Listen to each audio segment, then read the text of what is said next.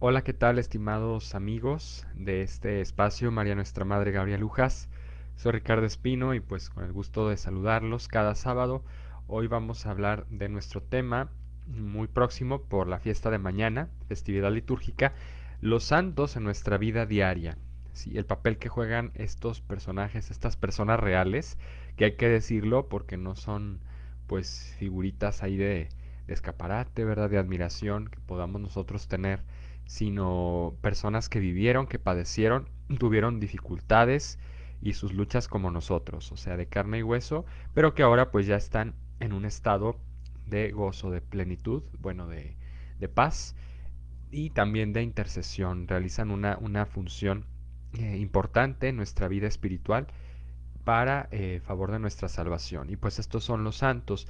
Vamos a hablar de diversos puntos, se los voy a enunciar desde un principio para que tengan más o menos la ruta a seguir en este tema que voy a tener el favor de compartirles. Tenemos primero el término santo. ¿Qué significa ser santo? Sí, desde la etimología de la palabra y después ya en la práctica. Luego hablaremos en un segundo punto de los justos o considerados, por así decirlo, santos, que se pueden entender antes de Cristo, antes de la venida de nuestro Señor Jesucristo, que pues vivieron una vida plena, una vida ejemplar, virtuosa, y bueno, cómo lo desarrollaron. Luego hablaremos un tercer punto del cristocentrismo como el camino o la esencia misma de la santidad. ¿Sí? A eso se refiere santidad, a vivir afianzados, enraizados en Cristo. Después hablaremos de los santos de cada época, algunos santos destacados o quizá que nos pueden dar mayor ejemplo o pueden iluminar, realmente fueron lumbreras en su tiempo, faros de luz que irradiaron también a Cristo en su contexto histórico propio. Luego tenemos el estado espiritual de los santos, hablar un poquito de esta situación que para entenderla mejor, de qué manera los santos pues gozan ya de Dios y están también fungiendo como intercesores, como mediadores de la gracia de Dios para nuestra vida. De ahí saltaremos a considerar pues los grandes, vamos a decir, términos en los que se considera una persona santa. Primero a un beato y luego a un santo, con lo que es la beatificación, el proceso que lleva y luego la canonización, ¿no? Ya la declaración oficial universal y la mediación que realizan los santos. Bueno, estos serán más o menos los puntos a abordar. Si nos vamos en primer lugar al término santo, podrán ustedes preguntarse, bueno, ¿y de dónde viene esto de la santidad? ¿Por qué se le dice así? Sabemos que en las Sagradas Escrituras está presente, sobre todo en el Antiguo Testamento, la palabra santo referida solamente a Dios, ¿no? Al Dios único, a Yahvé, que es el santo por excelencia. Pues sí, hablamos que la santidad es un don de Dios, es una gracia que Dios otorga, pero que también tiene que conllevar nuestra participación, nuestra disposición. O sea, no solamente es un don gratuito, como podríamos decir, una virtud infusa, la fe, la esperanza, la caridad, que son las teologales, que nos son dadas infusas en el momento del bautismo, pero que nosotros también tenemos la responsabilidad de custodiarlas, de trabajarlas y enriquecerlas cada día. O sea, no son estáticas, no son dadas así como ya en acto puro, sino que las tenemos que trabajar en nuestro día a día. Y bueno, santo, la palabra santo, si nos vamos a la etimología griega, podremos encontrar alguna referencia en nuestro vocabulario español porque se habla mucho de la geografía. Agios en griego, agios significa santo, ¿no? Una persona justa, una persona ejemplar, ¿no? Un modelo, vamos a decir. Y el santo, pues por excelencia, por antonomasia, pues es Dios, por eso se le nombra, inclusive en algún salmo, en alguna recitación por ahí de Semana Santa, ustedes la conocerán seguro, el día Viernes Santo, cuando se hace la adoración de la cruz, ¿no? En ese ritual de Viernes Santo, se sostiene la cruz y se va cantando una recitación en griega que es Agios Theos, o sea, Dios Santo. Agios Theos, Icthios también, ese es fuerte, y Athanatos, o sea, inmortal, el Dios Santo, fuerte e inmortal, ¿no? Eso es lo que cantamos en esa víspera de, bueno, lo que es la liturgia de la pasión del Señor, ¿no? Y de la adoración de la cruz. Luego tenemos, bueno, de la geografía, que sí se considera así como la historiografía, que habla de la historia, los procesos históricos. Así también la geografía se refiere a plasmar las vidas de los hombres ejemplares que han vivido a lo largo de las diferentes épocas, ¿no? Agios. Luego tenemos ya el término propiamente que nos viene en el español, que es santo o santidad, y viene de un verbo latino que se dice Sancho, bueno, en la pronunciación italiana, Sancho o Sancio, que significa dignificar, ¿no? O justificar. Hacerse, se puede decir, más justo o más digno.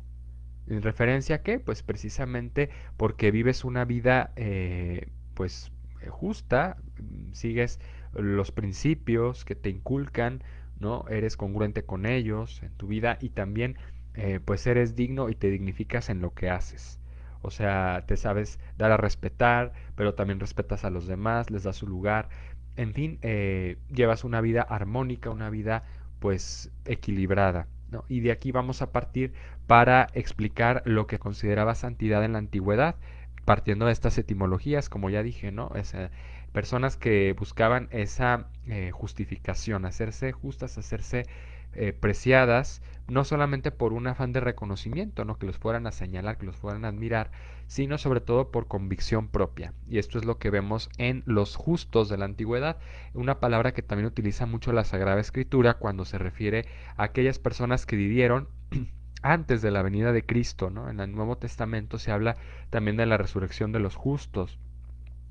Y sabemos que los justos no solamente eran aquellos que poseían la revelación primera del Dios revelado, del Dios único, de Dios Yahvé, ¿verdad? En la tradición judía, en la religión judía, sino también todas aquellas personas de otras religiones, de otras latitudes, contextos culturales, que vivían una vida, como ya lo mencioné, pues digna, una vida pacífica, una vida respetuosa, digna de admiración, ¿no? Valiosa y virtuosa. Todas estas palabras van relacionadas a santidad, o sea, las virtudes nos pueden ayudar muchísimo a precisamente ejercitarnos en la santidad, a lograr dignificarnos cada vez más en lo que hacemos. Y pues precisamente eran estas personas justos los que buscaban las virtudes. Se habla, por ejemplo, yo les voy a ilustrar algunos de los grandes pensadores que también no solo eran intelectuales, personas muy doctas, muy conocedoras pues de las ciencias de su época o de los principios de las cosas, sino que también buscaron plasmar en sus vidas estos valores, estos ideales. Podemos hablar del gran sabio de la antigüedad griega que era Sócrates, ¿no? Este filósofo que inicia pues toda una tradición, toda una escuela en su época porque pues tenemos a un discípulo de Sócrates que es Platón y en los textos de Platón, en los diálogos que escribe, da constancia, evidencia bastante bien cómo vivía Sócrates, cómo se conducía, cómo dialogaba, ¿sí? De alguna manera pues aproximada, porque no era así del puño y letra o de viva voz de Sócrates, pero sí en referencia al testimonio que pudo obtener de él su discípulo Platón. Entonces en estos diálogos se nos recoge una visión de lo que era la santidad en aquel entonces, la búsqueda de la perfección, ¿no? Para los griegos había una frase, había una casi era una sentencia, una máxima a seguir que era el hombre es la medida de todas las cosas.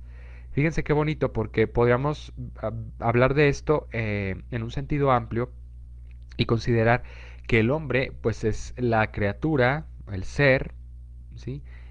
Creado en esta tierra, en esta vida física, material, espacio-temporal, donde se muestra como la criatura más capacitada para vivir en el mundo, la más completa, acabada o terminada, se puede decir, ¿no? Se hablaría mucho a lo largo de la antigüedad y en la tradición también cristiana de el hombre como el microcosmos, como ese pequeño mundito, ¿no? En su persona, en su individualidad, que tiene un poco de todo lo que hay en el universo, ¿no? A nivel material, a nivel fisiológico, los mismos elementos de su cuerpo, etcétera. Bueno, y luego ya por no decir la mente, ¿verdad? La inteligencia, el alma espiritual.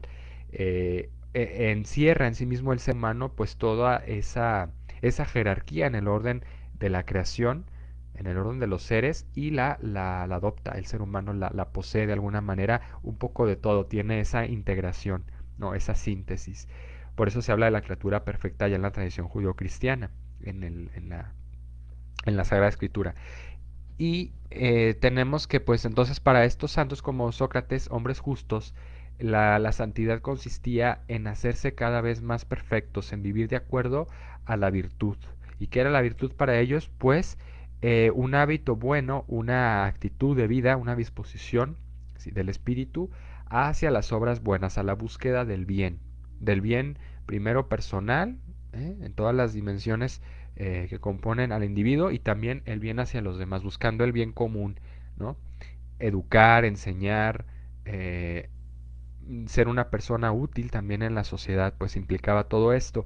Sócrates, tenemos un testimonio que recoge Platón de él en los diálogos, en concreto en un diálogo que se llama La Apología de Sócrates, porque aquí se nos habla del famoso juicio que le hacen a este pensador, a este filósofo griego, cuando pues algunos partidarios, algunos más bien detractores de Sócrates, pero partidarios del sistema corrupto que gobernaba Atenas, pues trataban de desacreditar a Sócrates, trataban de achacarle que pues era una persona que hostigaba, que se volvía como molesta o que tenía pues una manera muy propia, muy peculiar de ser que no gustaba o que causaba conflicto, causaba, pues alteraba el orden, inclusive así lo manifestaron, pero pues eran mentiras. Se sabía que Sócrates era ante todo un pensador que buscaba dialogar, que buscaba encontrar soluciones a los problemas de la gente que se acercaba con él, que los sabía orientar y era un gran guía y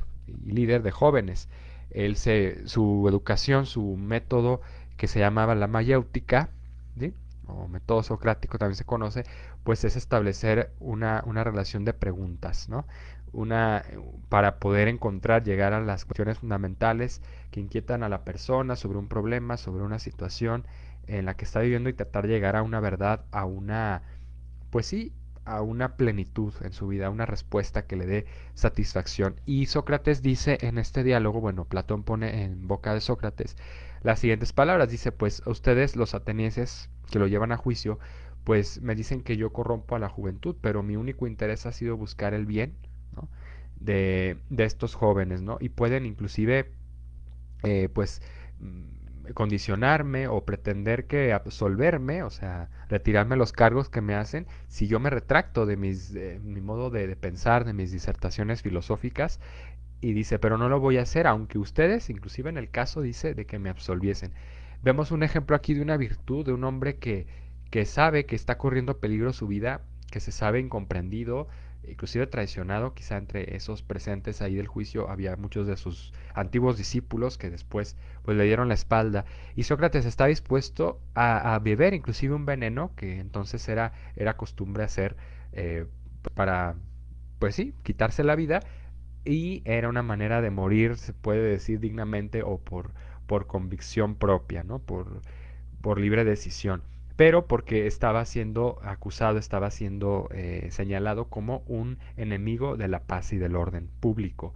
Entonces Sócrates dice, hay que obedecer a Dios, y aquí se refiere a algo muy trascendente, porque ciertamente Sócrates no era cristiano, pero ya tenía en su conciencia, en su razón, pues una idea clara, una experiencia incluso también no solo a nivel intelectual o abstracto, sino una experiencia de vida de cómo vivir bien era agradable y era bueno para el espíritu y que finalmente pues también para Dios. Sócrates disentía o se apartaba un poquito de la tradición politeísta de Atenas, de los griegos, que pues adoraban diferentes dioses, ¿no? Porque les atribuían a los dioses defectos y aspectos humanos que eran pues muy cambiantes, muy volubles, y decían, no, los dioses, un ser divino no puede ser así, ¿no? Ellos en su especulación filosófica, en su reflexión, pues sabían que el espíritu divino, un Dios, debía ser puro, debía ser perfecto, no debía enojarse, no debía debería pues sucumbir a las pasiones como se desarrollaba en la mitología griega, ¿no? Que los dioses a veces eran caprichosos, sucumbían ante las mismas pasiones que tenían los hombres, porque de alguna manera los hombres vienen de ahí, pero Sócrates decía, no, el Dios en el que yo creo es un Dios, pues sobre todo de razón, que hace las cosas, que todo lo crea con un orden, con un equilibrio, con una utilidad. Y decía, yo me quiero identificar con ese Dios, por tanto, mi modo de pensar me parece más congruente porque sigue ese principio y no el interés a veces burdo, mezquino de los hombres, ¿no? Los intereses personales, egoístas o políticos.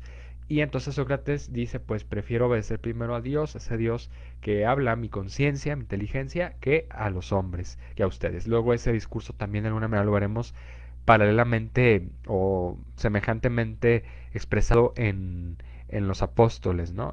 Cuando son perseguidos, cuando son denunciados y llevados a la ejecución. Bueno, tenemos un ejemplo aquí entonces de lo que era la santidad en los tiempos de antiguos.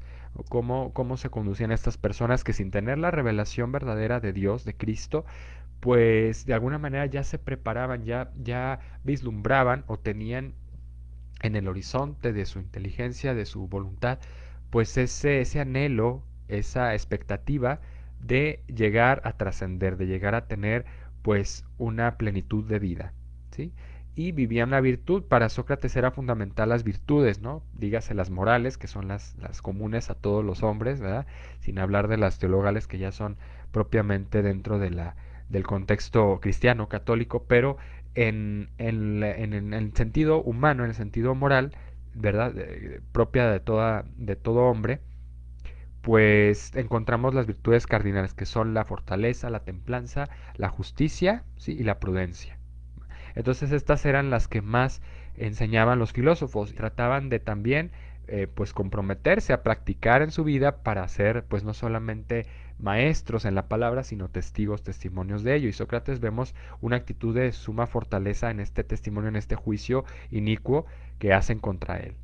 Vemos esa templanza, ese modo de hablar pues fuerte, audaz, pero también moderado, mesurado, no sale de sí, no deja que su emoción, su pasión, perdón, se desborde, ¿no? Lo colme, sino que mantiene siempre esa ecuanimidad, se le dice, ¿no? Ese equilibrio en su modo de conducirse. Bueno, entonces vemos este deseo ya en los antiguos de vivir en las virtudes, de vivir una vida plena, una vida feliz. Aristóteles dirá que pues, precisamente el objetivo del hombre es la felicidad, busca siempre es estar en paz, es estar bien consigo mismo y con los demás, tener una estabilidad, ¿no? Una satisfacción de lo que hace, de lo que vive, de lo que experimenta. Pero esa satisfacción, esa felicidad viene dada también por la verdad. ¿Y qué es la verdad para ellos? Pues relacionarse, adecuarse bien a lo que son como seres humanos, pensantes, racionales y a lo que viven. ¿Sí? Eso es un equilibrio entre las circunstancias de la vida y la manera en cómo yo decido actuar, decido enfrentarme a ellas, vivirlas, aprovecharlas como un aprendizaje para ser una persona más madura. Sí, eso es para ellos lo que significa la santidad. Bueno, de este contexto antiguo vamos a saltar ahora a un territorio que ya pues nos toca, nos concierne más a nosotros, que es el período apostólico, cuando pues tras la resurrección del Señor, los apóstoles que reciben pues esa tradición, bueno, esa experiencia directa, ¿verdad?, de convivir con Jesucristo, Dios hecho hombre, pues una nueva dimensión en la vida, una manera diferente de ver y de entender eh, pues cómo vivir, porque finalmente no viven solo esperanzados en que van a recibir un premio, un castigo después de esta vida, sino que es algo que colma, supera sus expectativas, porque Dios los va a resucitar, les va a dar una vida nueva. ¿Sí? Y que van a tener que pasar para obtenerla, ciertamente por muchas tribulaciones, vicisitudes, pero que finalmente la promesa está ahí y está plenamente manifestada y de ello están convencidos por la resurrección, que en Cristo ven pues cristalizada, materializada, se puede decir de una manera nueva esa esperanza de la resurrección, del gozo. Y bueno, estos apóstoles se dedican a evangelizar, a transmitir este mensaje. Vemos, por ejemplo, a un San Pablo, Pablo de Tarso, Saulo, que pues después de esa conversión tan drástica, ese giro radical en su vida, pues se compromete con ese fuego, con esa pasión, poniendo además, de esto nos lo enseña mucho, sus mismas cualidades, su mismo temperamento al servicio de la misión, ¿no? Con ese carácter pues apasionado, fogoso, quizá un tanto colérico en ocasiones, lo presta para difundir la fe y la vive, la emana, de alguna manera la transpira, en su modo, en cómo escribe también esos mensajes, como se dirige a todas las personas con las que se encuentra por Europa en sus correrías apostólicas, ¿no? Y sabemos que es muy contundente, pero Pablo tiene algo muy claro, que no es solamente su persona, no es decir, ya me siento muy seguro de mí mismo porque ya recibí a Cristo, ya lo conozco y pues además soy muy capaz, ¿verdad? Por mis cualidades, por mis habilidades humanas, no, sino que se sabe ante todo receptor de un tesoro, ¿sí? Y que es la fe, que es la revelación, que es el mensaje de Cristo, pero sobre todo es la experiencia de Cristo y que la tiene que hacer viva, la tiene que hacer atractiva a los demás. Y él habla aquí de un cristocentrismo. ¿A qué se refiere cristocentrismo? A un poner a Cristo en el centro y en la referencia primera y última de mi vida. Por eso dice en alguna de sus cartas él, para mí la vida es Cristo y todo lo estimo basura con tal de ganar a Cristo. Habla también de su ser como atleta en sentido espiritual, ¿no? Atleta de Dios, porque dice, pues he combatido bien el combate, ¿sí? He perseverado en la fe, he corrido hasta la meta, ¿no? Entonces él se siente impulsado por ese fuego que es Cristo y dice, todo lo estimo basura con tal de ganar a Cristo. Está muy presente en Pablo este sentido de saber a dónde viene, de dónde viene y a dónde va. Y quién es el que lo sustenta, quién es el que le da esa fuerza, ese valor para enfrentarse a esos viajes, a veces calamitosos, llenos de contrariedades o en sus mismos interlocutores del rechazo que muchas veces experimenta cuando, por ejemplo, va al Areópago de Atenas y no es recibido adecuadamente como él hubiera esperado, porque cuando les habla de ese Dios, de ese Cristo que pues realiza prodigios, que habla del amor, de la caridad, del servicio y que después pues muere en la cruz y resucita es cuando ya los atenienses, los grandes intelectuales de la época, como que se resisten al mensaje, lo dejan hablando solo, ¿verdad? Se retiran. Ese pasaje del Areópago es muy fuerte. Me, pues, nos debe de mover también a nosotros en nuestra vida pues a saber leer también las situaciones que nos enfrentamos. A veces no siempre se nos va a retribuir, se nos va a gratificar como nosotros nos gustaría por hacer un trabajo, por hacer un servicio en lo que nos toque realizar día con día. No solamente pensemos en un apostolado, pero ¿por qué no también cuando nos toque dar testimonio de lo que vivimos en nuestra misma casa, en nuestra misma familia? Pues a veces va a haber resistencia, vamos a encontrar incomprensión, vamos a encontrar, pues sí, falta de fe, de credibilidad. Pero para Pablo esto no le puede, o sea, esto no lo devasta o lo deja como que conforme, sino que sabe que tiene que seguir adelante. Entonces la santidad aquí vemos que está relacionada directamente proporcional, se puede decir, con el cristocentrismo, con poner a Cristo en el centro. Porque Cristo debe ser el modelo a seguir, debe ser siempre nuestra referencia, ya digo, primera y última. No podemos pretender llegar a ser santos por nuestras solas fuerzas, por nuestra sola razón. Los justos lo intentaron, pero sin embargo se sabían pues cortos, ¿no? Débiles y que siempre albergaron esa expectativa. Por eso cuando dice la Sagrada Escritura, al llegar la plenitud de los tiempos, la carta a los hebreos, ¿verdad? Concretamente, al llegar la plenitud de los tiempos envió Dios a su Hijo, nacido de una mujer, nacido bajo la ley, para rescatar a los que estábamos bajo la ley, pero también a todo el género humano, a todo el mundo que trataba de llegar a la verdad, ¿no? A ese sentido pleno de la vida que está finalmente en Cristo, que es, lo dice San Juan, el Logos, ¿no? La razón primera y última, el alfa y el omega. Entonces, que nuestra vida cristiana, nuestra vida también, nuestras actividades cotidianas, tengamos siempre muy presente este principio que, como dice Pablo, todo lo estimo basura con tal de ganar a Cristo. Para mí la vida es Cristo, o sea, mi referencia fundamental.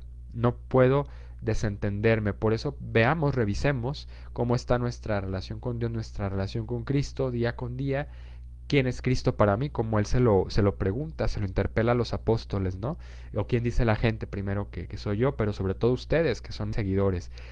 Si se nos sabemos cristianos, somos católicos, pues estar continuamente este examen de conciencia, decir cómo estoy manifestando o cómo me veo yo en mis actividades, en mi modo de hacer las cosas, en mis actitudes, quién es Cristo para mí, ¿sí? Si es lo primero o lo último de lo que me acuerdo ya al final del día, si bien va, le doy gracias por la vida al menos o por algo que me pasa, a veces no tan bueno o muy bueno, ¿por qué no también? si Cristo está al centro precisamente, ¿no? De nuestra vida. Bueno, esto tiene que ver con la santidad y lo vamos a ver expresado no solo en Pablo, sino en otros muchos santos que a lo largo del tiempo, y es el siguiente punto, desarrollarán este cristocentrismo. ¿Por qué? Tenemos a un San Agustín, por ejemplo, ya en los albores de la Edad Media, fines de la Edad Antigua. San Agustín es un personaje que atraviesa por unos periodos de confusión, de errores, a nivel intelectual, también, pues, por dar rienda suelta a sus pasiones, ¿verdad? Se ve muchas veces involucrado pues, en ambientes no muy favorables que lo dejan insatisfecho, que lo dejan vacío y siempre con un deseo de ir a más, de estar probando cosas nuevas.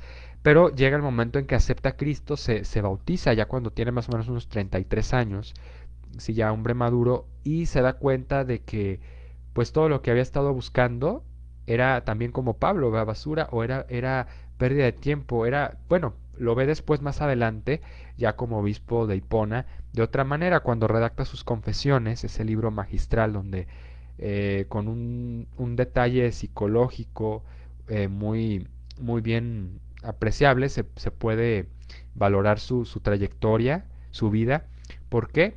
Porque nos va poniendo sobre la mesa San Agustín todas sus vivencias, toda la manera en que él trataba de llegar a la verdad, a ese sentido pleno en su vida y no lo encontraba. Lo dice en sus confesiones. Tarde te amé, ¿verdad? Hermosura tan antigua y tan nueva. Tú estabas dentro de mí, yo te buscaba fuera, dice. ¿No? Es muy bonito también el texto en latín. Si lo tienen, repásenlo, vuelvan sobre él porque nos puede aportar mucha luz en esos momentos de dificultad o cuando a veces recibimos un beneficio, una gratificación. Pensemos en nuestro trabajo, en nuestras actividades, que nos empieza a ir bien o que a pesar de las malas expectativas que tenemos o de pues nuestros pronósticos muy humanos, de repente vemos la presencia de Dios, ¿no? Y no tiene que ser, así como lo dije, un de repente, sino debemos darnos cuenta día con día, tener muy presente que siempre Dios está a nuestro lado, nos sustenta y está dentro, viviendo dentro de nosotros, en nuestro corazón, nos va moviendo, nos va inspirando qué hacerlas, cómo hacer las cosas. Y San Agustín es lo que entiende como la santidad, como esa interiorización, ¿sí? Ese volver sobre sí mismo, ese autoconocimiento, pero también esa autosuperación de decir, yo no puedo quedarme simplemente a merced de mis impulsos, de mis sentimientos, ¿sí? De mis pasiones, sino que tengo que buscar aquello que me dé más paz, que me dé más satisfacción también a nivel intelectual y espiritual, ¿sí?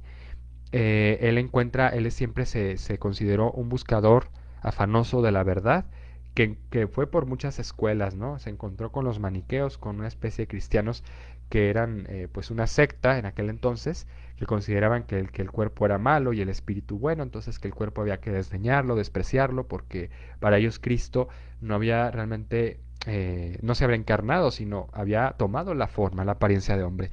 Eso decían los maniqueos. Y Agustín se da cuenta de que era una mentira, que Cristo vino también a restaurar el cuerpo, a darle un valor, una nueva dignidad en su persona. Al asumir carne, al hacerse carne, a encarnarse, pues también nos eleva a una nueva dimensión en nuestro cuerpo. Y con la resurrección, pues queda esto consumado, porque la restaura a otro nivel, ¿no? Con esa resurrección. Y es a donde nos vamos dirigiendo, porque tenemos a un San Agustín entonces que encuentra a ese Dios interior, a ese Dios que está también en su modo de pensar, en su conciencia, que le habla, que lo impulsa a hacer el bien, ¿no? O que le advierte del mal y que tiene que él ir descubriendo y también ir despertando. Es como una verdad que viene para Agustín a ser develada. En los santos, como Agustín, entonces encontramos ese aspecto del cristocentrismo, ¿no? De volver a Cristo, porque solo en Él está la respuesta a las inquietudes por las que atraviesa, ¿sí?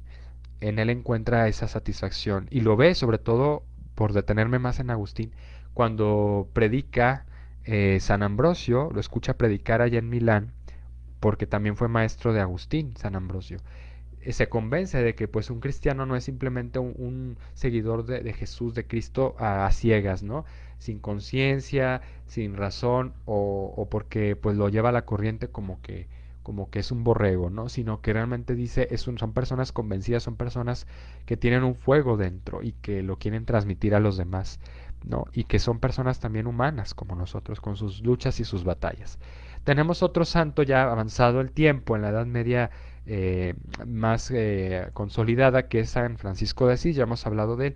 Pues él se identifica mucho con el origen eh, divino, ¿verdad? De las cosas, es decir, cuando Dios crea todo el mundo, todo el universo, las criaturas, pues Él encuentra en las criaturas precisamente ese trazo, ese diseño magnífico, inteligente de Dios, de Cristo, que está pues como el sustento de todo, ¿no? Al cual se ordenan todas las cosas y del cual provienen, y que San Francisco ve que es la manera de hacerse más virtuoso, más simple, más puro, más semejante a Dios, el buscar ser coherente con para lo que ha sido creado.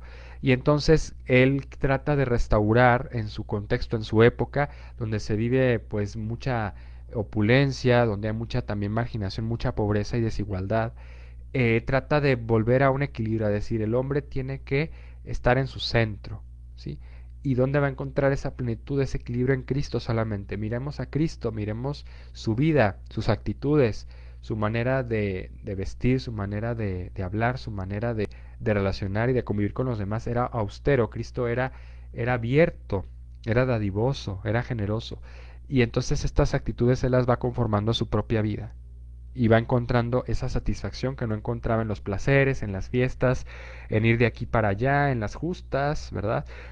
Él trata de volver a lo esencial, a enseñarnos que la sencillez y la magnanimidad de espíritu es lo que nos va a dar esa paz, esa felicidad, esa santidad finalmente.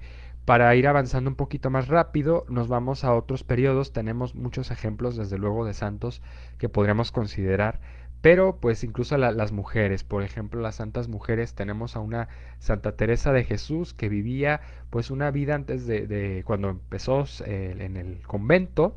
Su primera etapa como monja pues era muy superficial, era una monja pues como de compromisos, ¿verdad? De que atendía a los rezos, a las responsabilidades, a los horarios en el convento, pero no vivía a fondo, era como muy superficial, ya les digo, muy de vivir ad extra, hacia afuera, ¿no? Aparentar que la vieran. Y se da cuenta cuando de repente padece una enfermedad que la postra en la cama, pues que ha vivido incompleta, que ha vivido pues inclusive hastiada de sí mismo, ¿sí? Porque pues ha sido como del común, ha sido eh, pues una monja mediocre, ¿no? Que no ha dado todo de sí, o sea, le ha faltado pues realmente ponerse a trabajar, echarle todas las ganas. Y entonces es cuando ella ve la necesidad, partiendo de sí misma, de hacer una conversión, de hacer una restauración, ¿sí? Que genera también una revolución en su época porque se convierte en una reformadora o reformista, donde va tratando de ayudar a las monjas a que vivan pues más asiduamente las virtudes, que no sean conformistas o que tampoco piensen que la santidad es algo que, como ya decíamos al principio, que es gratuito, que es un don y que místicamente la van a conseguir y ya van a estar levitando, etcétera. No, dice, se tiene que trabajar, es un premio, es un signo sensible, visible, de que Dios está actuando en ti si recibes un don, un éxtasis o lo que sea, pero no te puedes quedar, le dicen las monjas, en ese estado o con esa expectación de vivir solamente como que en ese estado de confort. Tienes que demostrar que tu alma está preparada para ello. Y todas las manifestaciones que tiene ella místicas, experiencias espirituales o sobrenaturales muy profundas, ella las ve como un regalo de Dios, pero para fortalecerse más en las virtudes, para ser una persona todavía más coherente, que dé mejor ejemplo. Y no viceversa, no decir ya me quedo como que no me duermo en mis laureles, ¿no? Ya les insiste mucho a las monjas de no caer en ese escollo. Y luego, pues, tiene una trayectoria de reformadora muy vasta, ¿no? Se dedica a viajar, se dedica a, pues, a visitar las comunidades de las monjas, pero no se queda solamente en yo soy la fundadora, en una posición ya cómoda, decíamos, sino que trata siempre de vivir con ellas, de estar un tiempo con ellas para compartir esa alegría, ese entusiasmo y esa felicidad que va experimentando, pero que es un trabajo interior, ¿no? Vemos entonces que en los santos se da esta conformación en Cristo.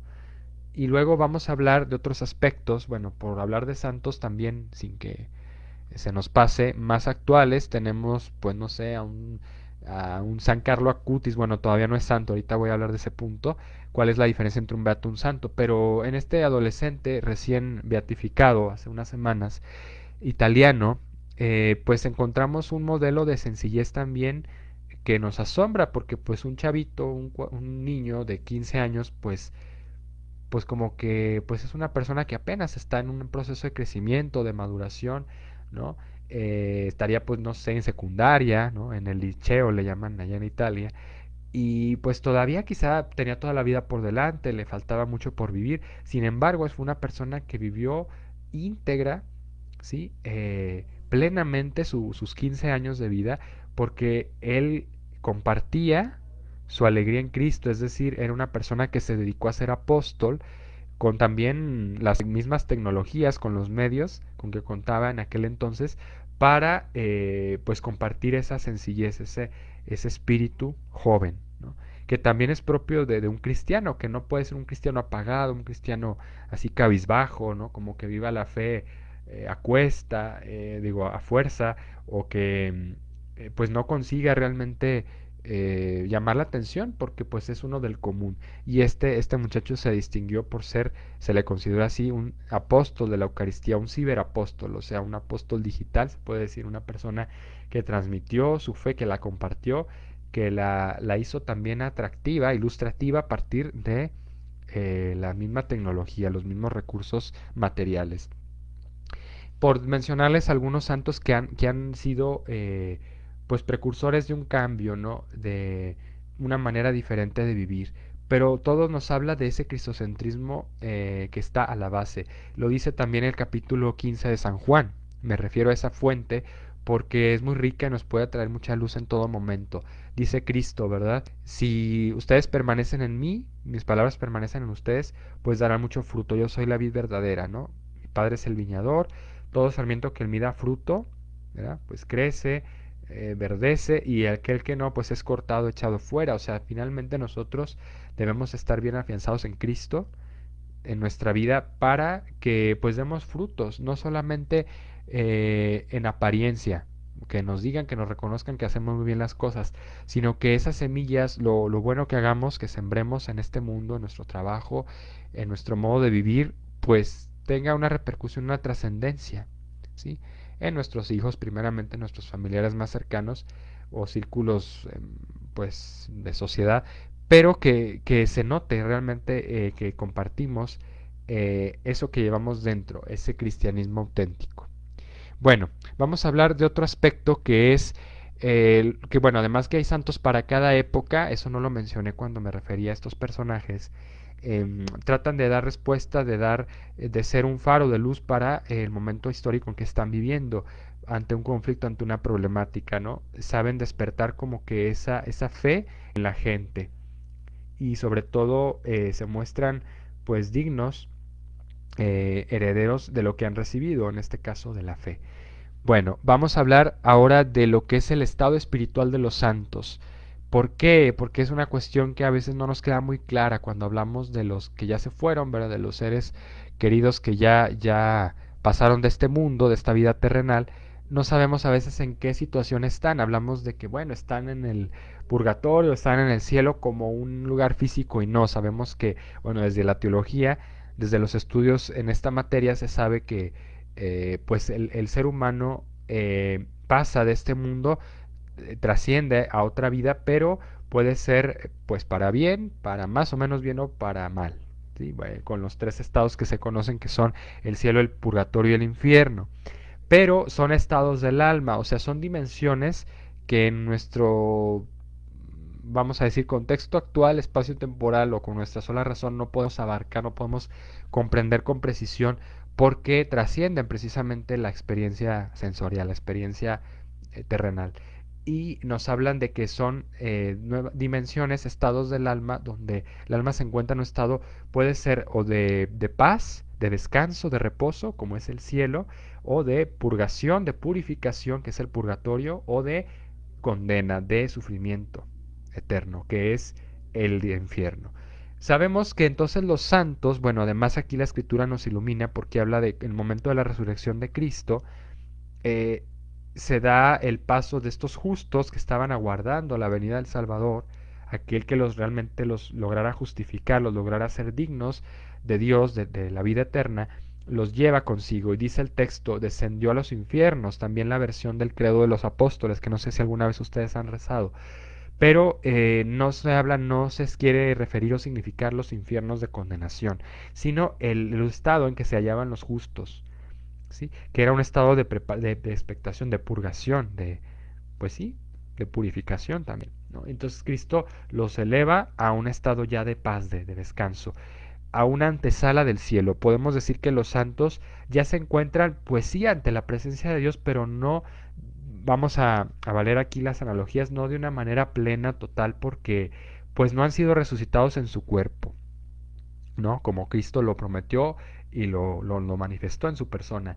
O en el caso de la Santísima Virgen María, ¿no? Que fue preservada de la corrupción, fue ya restaurada en su cuerpo glorioso por ser la Madre del Salvador, el medio a través del cual Cristo vino a este mundo y que se conservó pura, intacta hasta su muerte. Se habla de la tradición de la dormición de la Virgen, no de una muerte como tal, ¿no?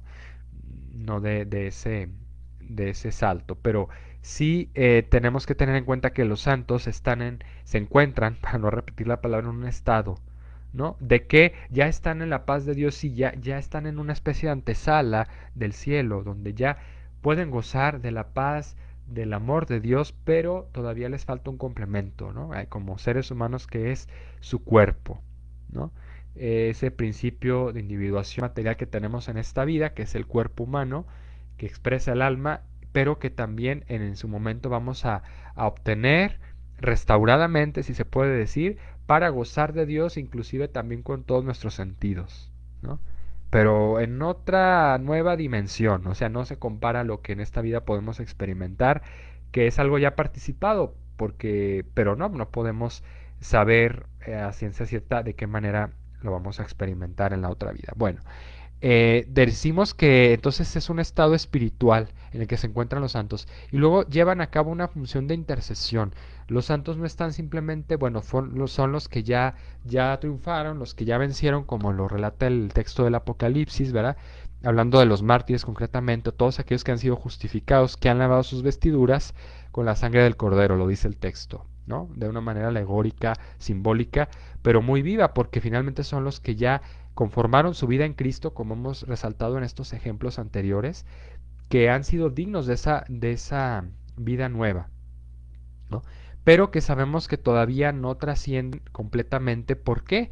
Porque tienen una función de mediación, porque todavía están ante la presencia de Dios, sí, no plena, no total, no absoluta, pero sí ya en expectación, ya en esa especie de, decíamos, de antesala. ¿Y cuál es su función entonces? Porque sabemos que aunque cada persona que fallece, cada persona que ya pasa a este mundo material, obtiene su propio juicio, su propia valoración personal al momento de morir, ¿verdad? De acuerdo a cómo fueron sus obras, la misma persona inclusive se sabe digna o no de esa paz en Dios. ¿Por qué? Pues lo explican los teólogos como tener un vaso, un contenedor, ¿no? Que imagínense, pues todo el amor de Dios, toda la misericordia, la gracia, su gozo, su paz, van a ser como el océano, ¿sí? Y nosotros, pues, ¿qué clase de recipiente vamos a tener para contener todo el océano? Pues no, cada uno está hecho a una medida, ¿no? Cada uno de nosotros tiene su propia individualidad, su propia, eh, pues, conciencia, pero finalmente el alma es como un vaso donde entre más grande sea, pues más va a poder contener a Dios, más lo va a poder apreciar, lo va a poder disfrutar, vivir en él. Y sin embargo, entre más estrecho, pues menos.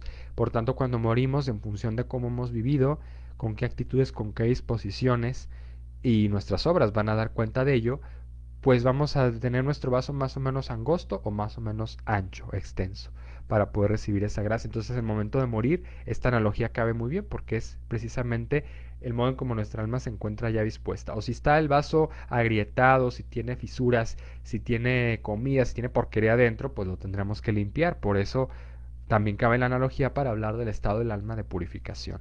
Y los santos han sido, como dice el Apocalipsis, aquellos que han lavado sus vestidos, ¿no? Que ya han limpiado ese vaso.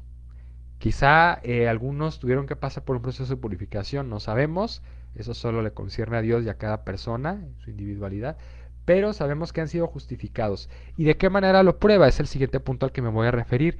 La Iglesia considera que una persona es santa cuando ya no solo su testimonio de vida es ejemplar, ¿no? Como veíamos en los antiguos que tratan de vivir congruente a lo que profesan, a la fe que predican y también a los valores de los que son parte, sino que también son personas que realizan una especie de mediación, de intercesión. Y lo vemos en los santos, en todos los que ustedes gusten, aquel a que le tengan más devoción, pues siempre vamos a encontrar que se le atribuye o se le considera como patrono de una causa o de alguna situación humana también. Por ejemplo, tenemos, no sé, en el día de mañana se considera todos los santos, ¿no? Pero tenemos, por ejemplo, a un Judas Tadeo que acabamos de celebrar el 28 de octubre, ya se va a acabar el mes, ¿no? Tenemos a Judas que es intercesor se le denomina de las causas imposibles, muy difíciles, ¿no? A una Santa Rita de Casia también, que atravesó pues por muchas pruebas en su matrimonio como mujer, esposa, madre, y que finalmente dio muestras de una virtud pues sólida, que se fue acrisolando, que se fue trabajando, pero que hasta el final de su vida pues logró mantener, ¿no? Incrementar esa virtud. Y por eso, pues a pesar de que atravesó por muchas dificultades, triunfó, fue vencedora. Y es una santa también de las de los matrimonios, que están pasando por alguna prueba, ¿no? Con los hijos también, dificultades eh, en el desarrollo, en la educación de sus hijos. Tenemos, no sé, tantos santos que pues, se podría aquí nombrar, pero pues cada uno quedémonos con el que más nos ilumina, que más nos ilustra a ser mejores. Y tienen que llevar una función de intercesión para ser realmente reconocidos por la iglesia. ¿Y a qué me refiero con esto? Se dan dos procesos. Uno es la beatificación, que conocerán como el caso al que me referí de este niño adolescente, Carlo Acutis. ¿Por qué? Porque es una manera en que la iglesia confirma, ¿sí? Testifica que ya se dio una intercesión, que ya se dio una mediación por parte de ese santo, de esa alma que ya ha sido purificada, que ya trascendió con respecto a una persona que le pide su ayuda, su apoyo, ¿sí? Y sabemos que se da el famoso milagro, que es como un factor decisivo para que se le considere o no pues un beato, un santo. Tiene que haber una manifestación de tipo sobrenatural, se puede decir. Una persona que, por ejemplo, padece una enfermedad, que se ha dado en muchos casos, ¿no? Y que pide la ayuda de un santo, la intercesión, se encomienda a su oración, pues recibe esa ayuda, esa curación, esa sanación. Y tenemos aquí muchos casos, ejemplos vastísimos de cómo Dios permite que los santos actúen, que realicen esta mediación, así como lo hace la Santísima Virgen María de modo sublime, de modo todavía mucho mayor, pero también a los santos se les participa de este don, de esta gracia. Algunos inclusive ya realizan obras, milagros en vida. Tenemos a un San Antonio de Padua que fue pues un gran predicador, un celoso, apóstol en su contexto en la Edad Media, y que inclusive se sabe que, bueno, se testimonió que por ahí predicaba y que cuando la gente no lo quería oír, pues hasta los peces, ¿no? Se aparecían por ahí en la superficie. En fin, a veces son cosas que nos podría costar humanamente de creer, pero que es una manera de cómo Dios permite que se manifieste su acción, su gracia, que supera pues nuestras expectativas, nuestros esquemas humanos. Y estas curaciones, esas intervenciones, sobre todo son de este tipo de salud, pues hablan de cómo Dios también le interesa que aprovechemos este don, este recurso de la salud en nuestra vida. Y por eso permite la mediación de los santos. Tenemos entonces la beatificación. Bueno, ¿y a qué se refiere este primer grado?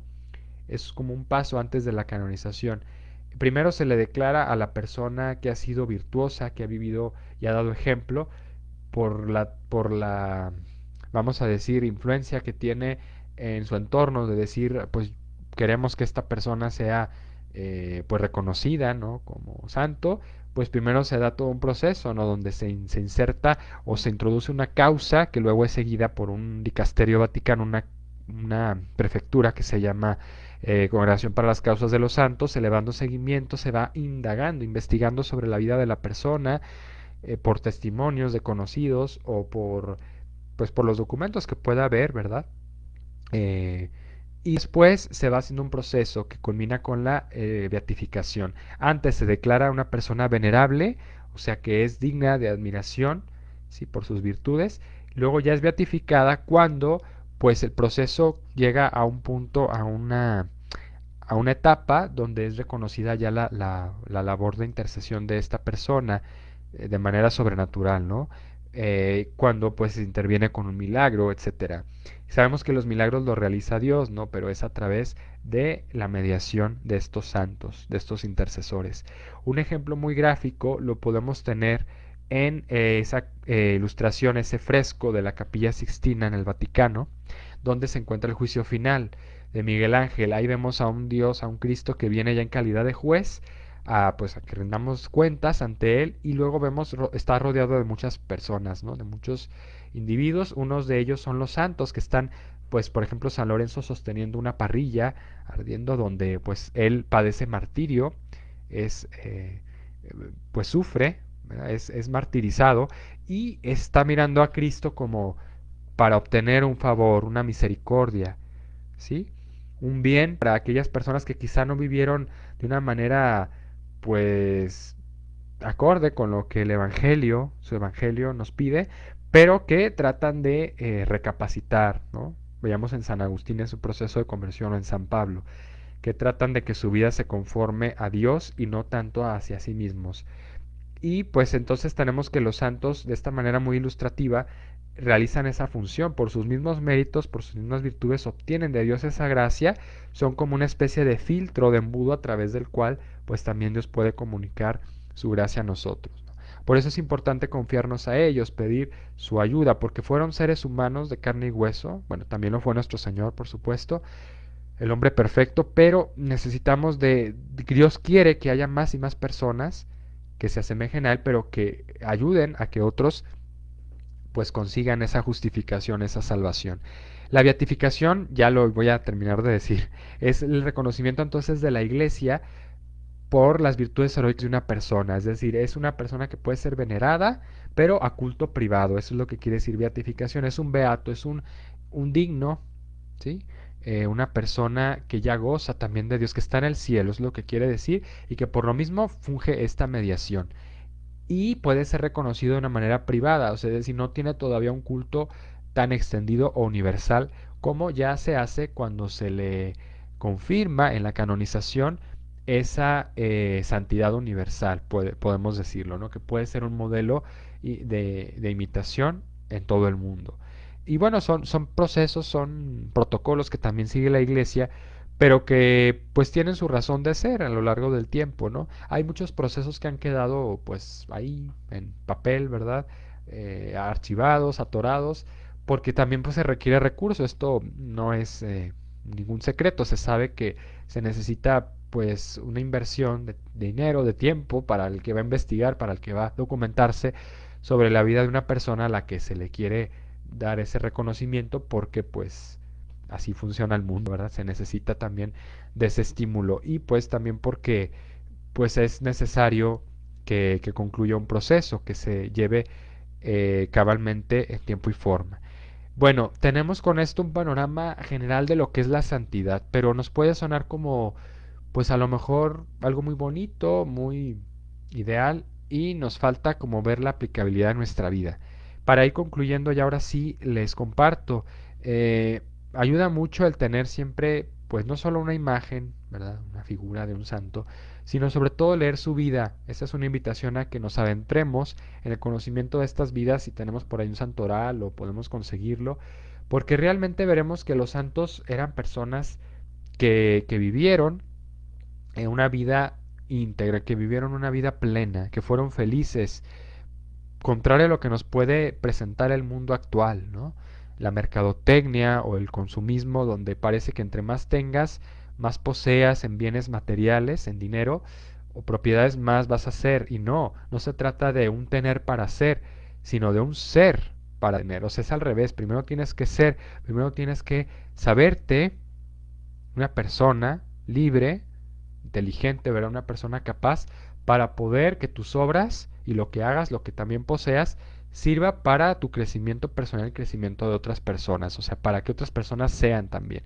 Y esto es lo que nos ayudan a ver los santos, a que todo lo que hacemos en nuestra vida tiene un eco, una trascendencia en la otra vida, y que precisamente si queremos, pues eso, trascender, ¿no?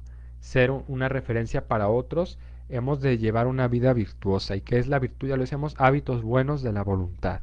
Que se dice fácil, pero bueno, trabajarlos día con día, díganme si no es difícil desde pues levantarnos a tiempo, a una hora, realizar nuestras rutinas diarias, pero de qué manera lo hemos de hacer, no como un mecanismo, un proceso ya rutinario, autónomo o autómata, ¿sí? Repetitivo, sino como verle a cada actividad, a cada situación con conciencia, un valor, un fin, pero no, no solamente terrenal, sino de cara a Dios. Aquí voy a señalar un aspecto ya para cerrar finalmente, que tiene que ver con la escritura, y dice Pablo, San Pablo apóstol, que si Cristo no resucitó, vana es nuestra fe. Nuestra vida tiene que ser, lo dice también el de resucitados, vivir con un rostro alegre, no solo con un rostro, una apariencia física, ¿no? Exterior, sino con una alegría interior de saber que por más que padezcamos, por más que a veces seamos comprendidos, que las cosas no nos salgan bien en algún momento, que un proyecto que vamos trabajando no nos resulte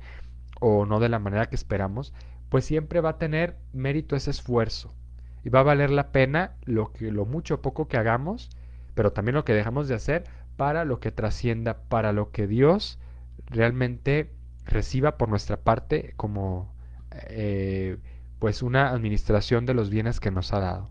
Sí, y eso es lo que hacen los santos, son los mejores administradores de los talentos que Dios les dio, son las personas que han tomado las mejores decisiones. ¿Pero por qué? Volvamos a ese aspecto medular del cristocentrismo, porque se han sabido resucitados, que con la esperanza de la resurrección, de que no todo acabó, como dice San Pablo ese Viernes Santo, ¿verdad? No todo sucumbió en la cruz, en la pasión del Señor, sino que trascendió con su resurrección y que con él todos resucitaremos también. Y por tanto, esto nos tiene que hablar de vivir con esperanza, no como muertos en vida. Pienso en muchas personas, quizá ustedes conozcan que pues son escépticos o agnósticos o se resisten un poco a la fe. Porque pues por alguna experiencia que vivieron, algún dolor no superado, alguna crisis o incomprensión, vayan ustedes a saber por qué circunstancia material, causa material, pero finalmente es porque no pudieron abrirse a Dios en un momento de dificultad, ¿sí? Le achacaron a Dios sus propios errores, sus propias culpas, o en los demás trataron de buscar culpables, ¿sí? Algo que les sucedió, algo que les pasó, pero no supieron ver en ese dolor la presencia de Dios. Finalmente porque creían que todo acababa ahí y que no había algo más allá, ¿no? Como Pilato, que pensó cuando Cristo le pone ese desafío, ¿verdad? De todo aquel que es de la verdad escucha mi voz, como diciéndole tú también puedes, pues, reconocerme, ¿verdad? Y Pilato se queda como angustiado, incomprendido y también en un pozo sin salida porque piensa que pues según la decisión que tome le va a salir mal las cosas, ¿no? Porque no va a tener ni la aprobación de los líderes de Israel si libera a Jesús, ni tampoco si lo condena o lo mata la aprobación de los discípulos. Va a haber rebeliones, va a haber revueltas y pues se le va a salir de control su función de gobernador, de procurador. No ve más allá, vislumbra sus temores y sus incertidumbres, sus miedos, pero no, no se atreve a mirar más allá, ¿sí? De lo que es la invitación de Cristo a liberarse espiritualmente de esas ataduras humanas materiales. Nos puede costar mucho nuestra vida más en esta época, como que vivir con ese rostro resucitados, pero tenemos que hacerlo porque un ateo, una persona lejos de Dios, es lo más triste que puede haber, imagínense, además no es auténtico porque ya decíamos que muchas veces es una escapatoria, un velo que pone, una barrera para no reconocer es que algo está mal en él o que debe perdonar, debe de sanar alguna situación por ahí en su corazón. Porque si vive como ateo, si no, Dios no existe, como bien mal lo dicen, pues no hay nada que le dé sentido a la vida, porque si vamos a morir finalmente y si todo se acaba ahí, pues ¿para qué vives? ¿Para que te levantas? ¿Para que comes? ¿Para que tienes hijos? ¿Haces tu trabajo, etcétera? Si no va a trascender, si no va a tener un provecho, no te va a dar una plenitud, una satisfacción, van a ser meramente placeres pasajeros, pero pues ¿y quién soy yo? ¿Y para qué me sirve esto? ¿Y qué huella dejo en los demás, ¿no? Entonces finalmente todo nos habla por causa y consecuencia de la presencia de Dios en nuestra vida. Y ojalá que como los santos no perdamos de vista esto, por más que a veces nos sea difícil sobrellevar un peso, una carga en cada situación que vivamos. Encomendémonos a su intercesión y ya les digo, acudamos a esas fuentes, a esas vidas de los santos y vamos a encontrar mucha luz, mucha fuerza para seguir adelante en nuestro camino. Gracias por el favor de su atención. Espero que pues haya ayudado un poco esta exhortación, esta explicación para valorar más la función de los santos en nuestra vida. Que tengan muy buen día, fin de semana.